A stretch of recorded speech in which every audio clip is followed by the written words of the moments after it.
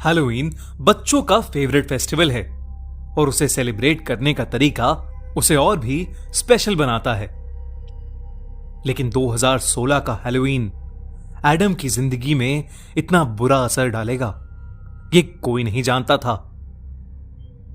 12 साल का एडम एक बहुत ही टैलेंटेड और क्रिएटिव बच्चा था, जो कि अपने स्कूल का टॉपर भी था।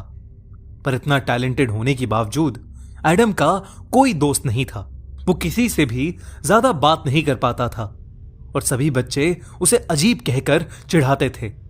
हैलोवीन के दिन भी एडम के साथ ट्रिक और ट्रीट यानी लोगों के घर जा जाकर हैलोवीन कैंडीज लेने के लिए भी कोई दोस्त नहीं था। वो मायूस होकर अकेले ही घर से निकल गया। पर बाहर जाते ही उसे कुछ क्लासमेट्स मिले जिन्होंने एडम को बुली करना शुरू कर दिया। एडम रोने लगा और वहां से भाग गया। भागते भागते एडम कहीं दूर एक अनजानी सी जगह पहुंच गया। उसने अपने आंसू पोंछे और इधर उधर देखने लगा। कुछ ही दूर पर उसे एक पुराना सा घर नजर आया। वो वहां कैंडी लेने गया, पर घर पर बहुत बड़ा सा एक ताला लगा था। वो वापस लौट ही रहा था कि उसे घर के बाहर एक वुडन बॉक्स पड़ा मिला। एडम ने जब उस बॉक्स को खोला तो उसके अंदर एक आईपैड रखा हुआ था। एडम के उसे टच करते ही आईपैड की लाइट जल गई। उस पर लिखा था कम प्ले।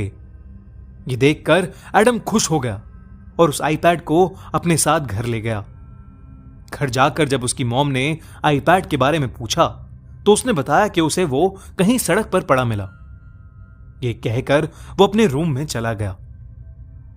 रात में एडम फिर से उस आईपैड के साथ खेलने लगा, पर इस बार उस पर कम प्ले की जगह एक अजीब सा क्रीचर बना था, जिसे देखकर एडम कंफ्यूज हो गया।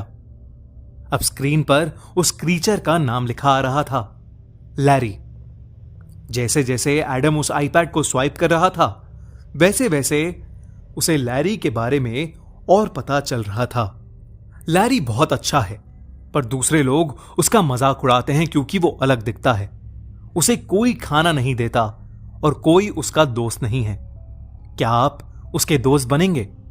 ये पढ़कर एडम को लैरी के लिए बुरा लग रहा था, लेकिन एडम को नहीं पता था कि उसके साथ अब क्या होने वाला है। तभी स्क्रीन पर लिखा आया कि लैरी विंडोज और ग्लास के पीछे रहता है। ये पढ़ते ही एडम के कमरे की सारी लाइट्स फ्लिकर करने लगी और उसे कुत्तों के बहुत तेज रोने की आवाज भी आने लगी। एडम कुछ समझ नहीं पा रहा था कि तभी उसकी नजर खिड़की पर गई और उसका दिल दहल उठा। खिड़की पर वही क्रीचर अब आईपैड से निकलकर खड़ा हुआ था और एडम को ही देखे जा रहा था। ये देखकर बुरी तरह डरा हुआ एडम अपने कमरे से बाहर भागा और अपनी मॉम को पुकारने लगा। वो भागता भागता अपनी मॉम के कमरे में गया, लेकिन उसकी मॉम का शरीर शीशे से टंगा था और उनकी आंखें बाहर निकली हुई थीं। ये सब देखकर एडम की आंखों के आगे अंधेरा छा गया। तभी उसे खिड़की पर फिर से एक नॉक सुनाई दी। वहां वही क्रीचर लैरी खड़ा था।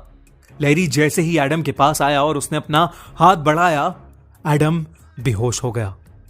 जब एडम की आंख खुली तो वो हॉस्पिटल में था और उसके डैड ने उसे बताया कि उनके घर में चोरी हुई थी और चोरों ने ही उसकी मॉम को मार दिया। पर एडम को अपने पापा की बात पर बिल्कुल विश्वास नहीं हुआ।